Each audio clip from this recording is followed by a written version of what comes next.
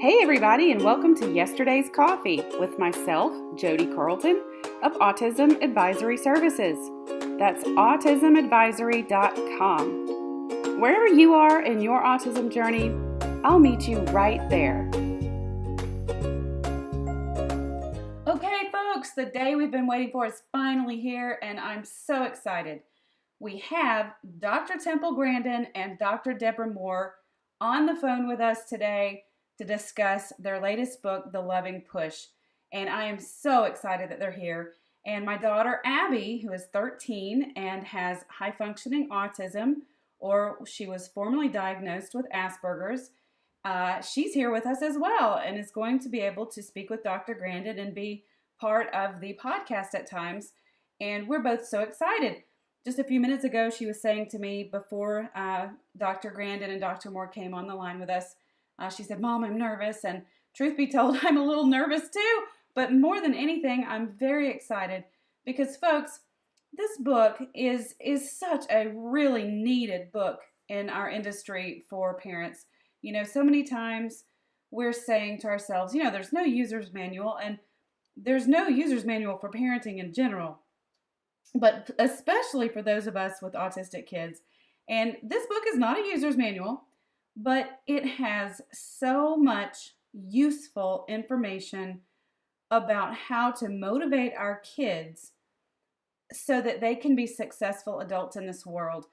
And we're seeing so many of our kids getting stuck at home, stuck in their bedrooms, video gaming, without the skills that they need to get out into the world, into the workforce, and be successful adults. They're not ever getting out into the world, and they're stuck at home with us. So this book really helps give us those tools and those skills to give them that loving push to stretch them, to help them get out there. So first, before we talk to Temple and Debra, Abby wanted to chat a little bit with Temple first. So I'm going to turn the mic over to her first and let her and Temple have a little conversation first. So here she is. Hello. How are you doing? I'm doing good. How are you doing? I'm doing just fine. That's good. I wanted to ask you one or two questions. But I wanted to ask, like, when you were younger, was it hard for you to grow up with autism, like Asperger's? Well, when I was in elementary school, I was really good at making things, you know, very good at art. And so I had a lot of friends that did craft projects together. Where it was hard for me was when I was a teenager. I did not fit in as a teenager. And the one place where I had friends was where there was a shared interest, like riding horses or electronics lab. You know, so getting involved in something where the shared interest is really important. It could be art, it could be band, it could be music, it could be computer science, it could be robotics club, Cub Scouts, Boy Scouts, Girl Scouts, Future Farmers of America. There's just lots of different things. Wow. Yeah, a lot of stuff. One thing that happened recently is you probably heard, but they took Asperger's out of like the official diagnosis book for the mental disorders. Well, yeah, so they've been changing that around, and don't get too hung up on the words. You know, geeky, socially awkward, Asperger's, and mild autism, it is all the same thing. It's just got a different name. In fact, half the programmers out in Silicon Valley probably have mild autism. Okay, thank you, Dr. Grandin, for answering those questions for Abby. I think that's it for her for now. She will be joining us later on in the podcast. She wants to share a story with you about a video gaming experience later on. And once again, I wanted to say thanks for being here with us. And I did want to add to those of you who are listening that this is not only a podcast today, but it will also be a video cast on our YouTube channel. All of my podcasts are also streamed as video casts. And I will be adding in a bunch of extra bells and whistles to this one. You'll be able to see Abby and myself in the streaming video of our interviews with Temple and Debra today. There'll also be some pictures of the book and of them So be sure and check it out on YouTube, on our YouTube channel, which you will be able to find links to that on our website at autismadvisory.com and also at aspyspot.com. And I'd like to say thanks again for Debra for reaching out to me originally and wanting to support what Abby and I are doing here at Aspie Spot with our blog and what I'm doing at autismadvisory.com and reaching out to support families with autism. So thank you both for that. So why don't we get started? I'd like to introduce both of you to our listeners in case they're not familiar with your work. So let's start with you, Dr. Grandin. I know that as a child that you had some signs of severe autism as a child, but with the persistence, or I guess you could say loving push of your mother and aunt, you have gone on to be a professor of animal science, an international speaker, and definitely world-renowned autism advocate, author of... Well, I've also done a tremendous amount of work on improving the meat industry. Half the cattle in this country, when they go to a large meat plant, are handled with equipment I designed. In fact, the front end of all the Cargill plants I designed in North America. Absolutely. And, we saw a lot about that in the HBO movie Temple Grandin, which was an amazing film.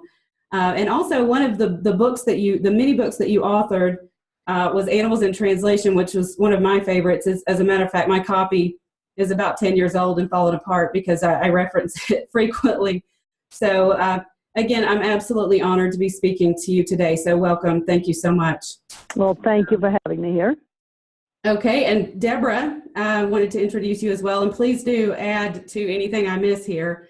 I know that you've worked extensively with pretty much all age groups, I think, with the high all age groups.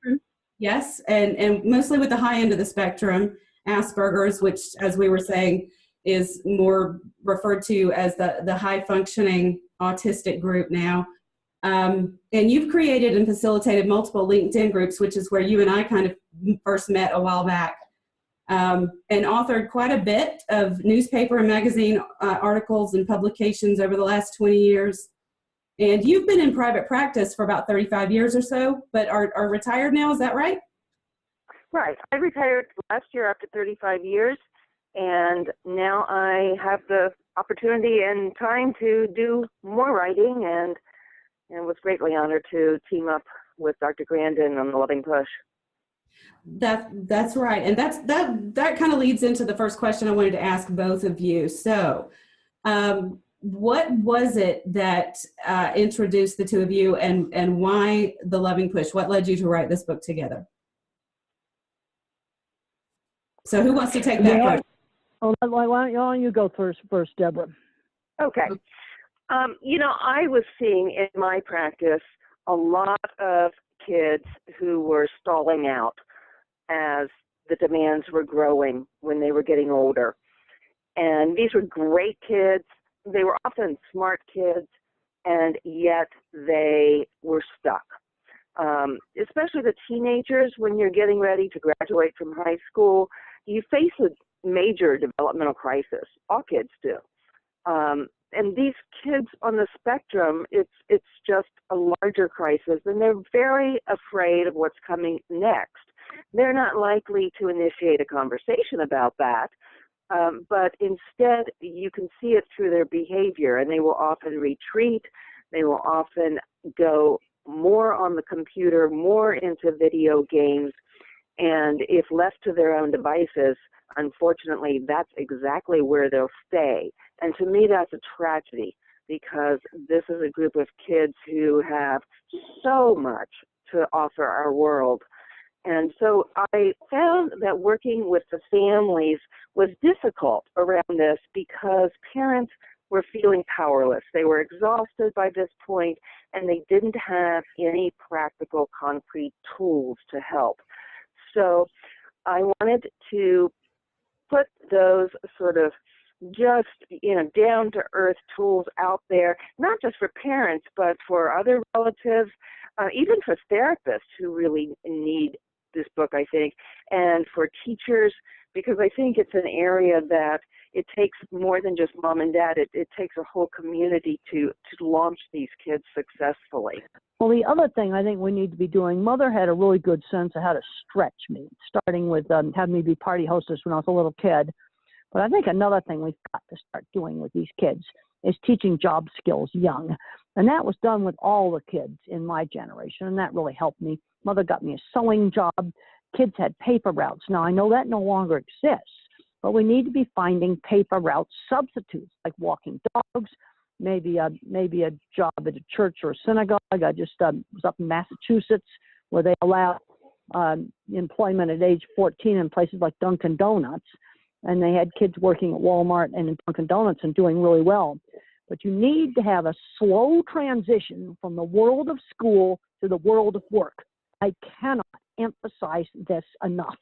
And the ones that are successful learned working skills long before they graduated from high school. And volunteer jobs count. It can be something as simple as walking dogs in your neighborhood, and you've got to walk them every day. It's a job, and it's outside the home.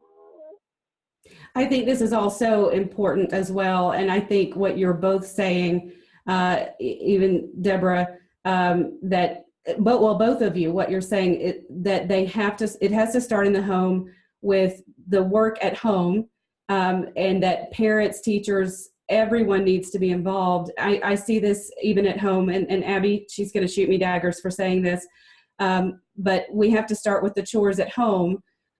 She was recently really pushing back with me, teaching her how to cook. She didn't want to do that. She was very adamant, weren't you, dear, wanting to learn to cook, but we're really pushing her to learn those skills. Yes. And she's been doing her own laundry now for 2 years, but didn't want to, of course, in the beginning. And how old are you, Abby? I'm 13. She's 13. Okay, well, that's done.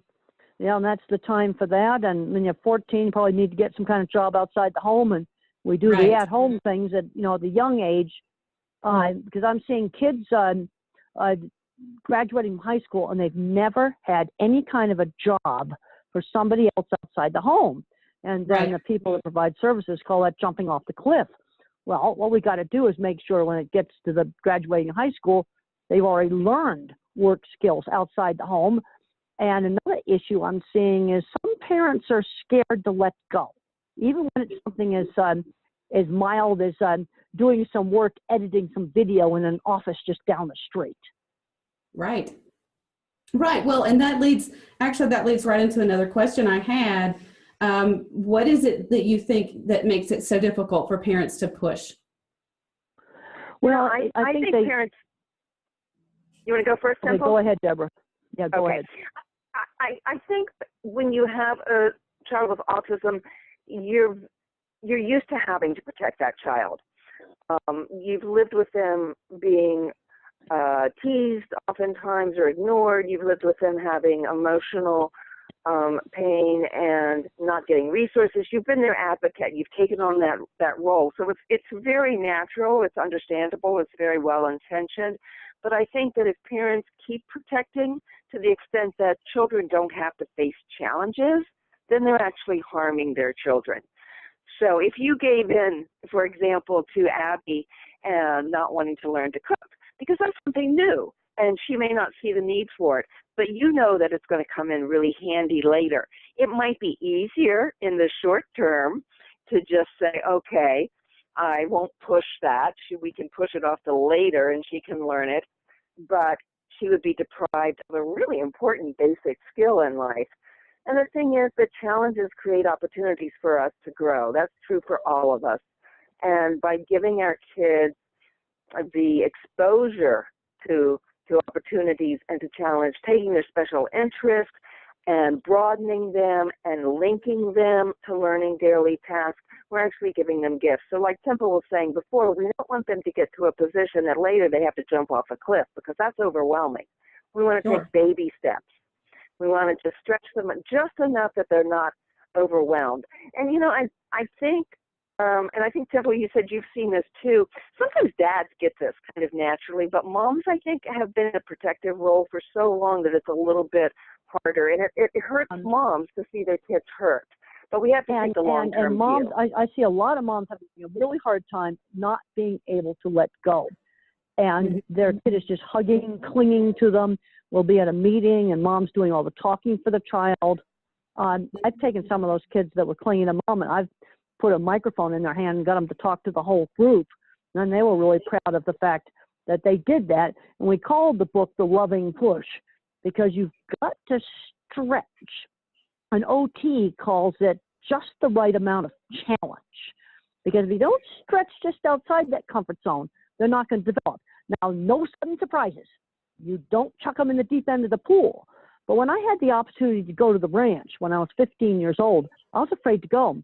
And mother gave me a choice. She said I could go for a week and come home if I hated it, or I could stay all summer. And I stayed all summer, and I'm really, really super glad that I did. Give some choices of pushing activities. You could say, well, you can do a job at your church, or you can walk dogs, or you can get a job at Walmart, or you can walk dogs. But you're going to need to get a job outside the home that's on a schedule. Volunteer work does count as long as it's on a schedule outside the home for somebody else. And I think it's important that it's outside the home. When I was 15, I cleaned 8 horse stalls every day. And I added up how many horse stalls I cleaned. And when I was a teenager, it was over 2,000 of them. So I'm going to push you one way or the other. And I think in the book, you also mentioned that you add that component of motivation. You find something that motivates them, that they're going to give them something that they want. Let's go back to the video games. I mean, Minecraft works off of JavaScript. Well, then maybe introduce the kid to learning JavaScript. But he's not going to learn programming unless somebody introduces it. Because I have another saying, you got to show kids interesting things to get them interested in interesting things. You know, the other thing that the parent of today's generation faces is that, you know, we have helicopter parenting nowadays for even non-autistic parents, or parents that are raising non-autistic children. And children today are so entitled anyway, and they're not being pushed. Even just this whole generation is not being pushed. And so I think it hurts the autistic. It hurts the autistic kid a lot more than it hurts the normal kid. Absolutely. So you've got that extra layer for the parent who's raising an autistic child. It's even harder for them to push those children, the autistic children, because this whole generation is feeling so entitled not to be pushed. So it's even harder for that parent. So, okay, we mentioned gaming, and I definitely wanted to talk about that a little bit today. And I wanted Abby to share a story with you. I mentioned to Debra when I was talking to her on the phone a few days ago that both of my children have had issues with gaming and had an issue with Minecraft a few years ago. And I wanted her to share that with you, and she said she'd be happy to. So I'm going to scoot over again and let her have the mic, if you will, and let her tell you a little bit about that. Here she is. Okay, so a few years ago, so my brother and I, we had these good friends, and we used to go outside and play in the woods a lot behind our backyard.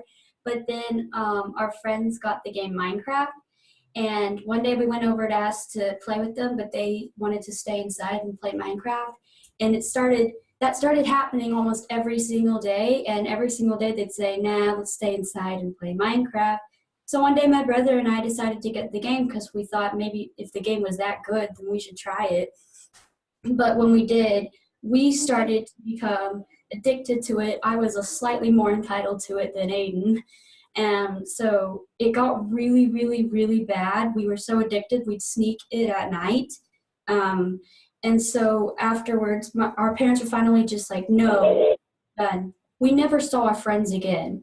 All they ever did was just stay inside, and they never came outside anymore. They always wanted to play Minecraft. They never came to us to play. And so we just stopped playing Minecraft, and to this very day, we still don't play Minecraft. Okay, so Debra, why don't you tell us a little bit about what you've seen and what the research that you've done and the work you've done with your folks as far as the gaming and what you've written in the book. We spent an entire chapter of the book on video gaming, and that's how important we think it is. It's not, though, that we're against gaming in general. We're not all fogies. I enjoy gaming. But the fact is, most parents don't have any idea how biologically and emotionally dangerous gaming is, especially for children with autism. I don't think that most kids with autism can play recreationally, unfortunately. They get hooked. They have the kind of brains that get hooked, and they start to play compulsively. The fact is that games change the brain. We've got the brain scans now to prove it, and the brain can become more rigid. Kids become more prone to meltdowns. They start isolating more. Depression goes up. And the other thing is that during the time that they're gaming, all that time could be spent doing more productive things, interacting with other people, learning new skills, building and participating in other healthier activities. And a side note is that some parents let their kids game because the kids tell them they want to become a game developer or get in the industry. And I think usually that's just an excuse to keep gaming. If they really want to get in the industry, then I think they need to quit gaming. They need to learn marketable coding and enroll themselves in a program. But that market is so saturated that the odds aren't very good, unfortunately. The gaming industry is doing amazingly well. It's growing in leaps and bounds every year. And in 2015, the profits were actually $112 billion. And it's understandable that these companies depend on players gaming for long periods of time and spending money, and they're not making their money off of occasional recreational users. In fact, they have consultants who will come in and tell them how to make their games more addictive. So they will tweak the game so that they reward the brain via dopamine as powerfully as possible. What they'll do is the consultants will measure things like heart rate, eye movements, perspiration rate, even electrical brain activity, and then change the reward reinforcement ratio and see how that affects the dopamine and the addictive power. It's kind of like what the tobacco industry was doing when they were maximizing nicotine addiction, but they weren't telling us. And now our eyes are wide open about that, but unfortunately, we need to wake up that the same kind of thing is happening in the video game industry, and it's ruining lives. I just want to mention, I'm hearing way too much moms telling me, he's 18, I can't get him out of the basement. He's 21, I can't get him out of the bedroom. If I try to reduce the gaming, he has meltdowns. I am hearing this just over and over again. There's a few that get to be game designers, but if they need to learn coding. But the problem is they're not going to learn coding usually unless somebody introduces them to coding. Yes. Well, and like Debra said, the market is saturated too with coding. So they need to be exposed to the reality of that as well. And, I even showed the book to my son this morning. I was letting him see the chapter that you had written about these things. And we had a conversation about casinos last week because his best friend went to Las Vegas with his family, and we talked about how casinos hook you, and we even talked about how the video gaming industry is doing the same thing to children, and how casinos don't allow children in the door. It's illegal, but yet these video game companies are selling this stuff to kids and using the same terminology even. So I think we have to educate children about it as well and let them know. Well, and I think there's differences in which brains get addicted.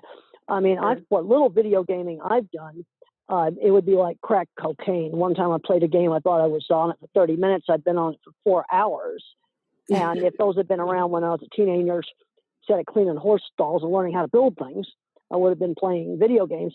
And then there's other people where it's not addictive. And I think the visual thinkers like me are going to be, and some of the mathematicians are going to be some of the worst for the getting addicted, where the word thinkers are probably going to be less interested.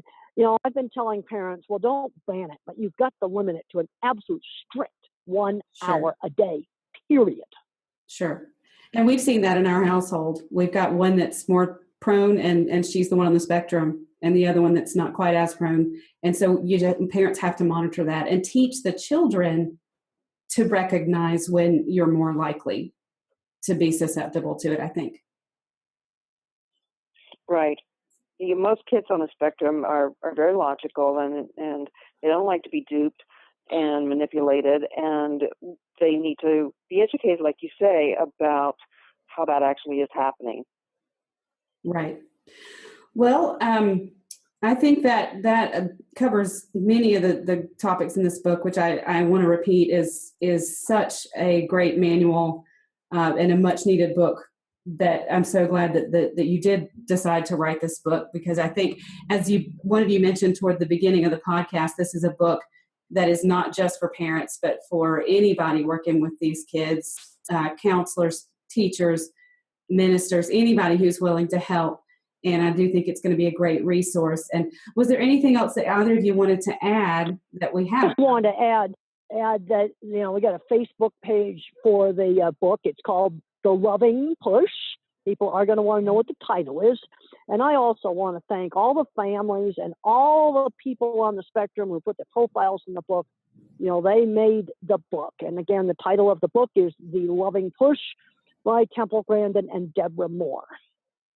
Absolutely. And I'll be sure to put links to the Facebook page and make sure there's a link to, I know that it can be purchased on Amazon, and I believe it's in most major retailers as well.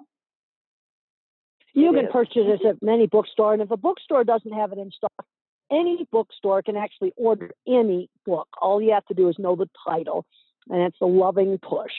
Sure. Well, ladies, thanks again so much. I can't tell you how honored I am to have you here, Temple and Debra. It's a pleasure to be getting to know you as well, and I look forward to the future, the connections that I've made with you both. And again, thank you so much for being here. I appreciate it, and I look forward to just having the connection with you in the future. Thank you again. All right, thank you for having us. All right. Bye-bye. Bye-bye. Thanks for joining me for another episode of Yesterday's Coffee. Be sure to come on over to the website at autismadvisory.com for more great resources and to find out about upcoming events like webinars and online courses. You can also contact me there if you're interested in scheduling an appointment. See you next time.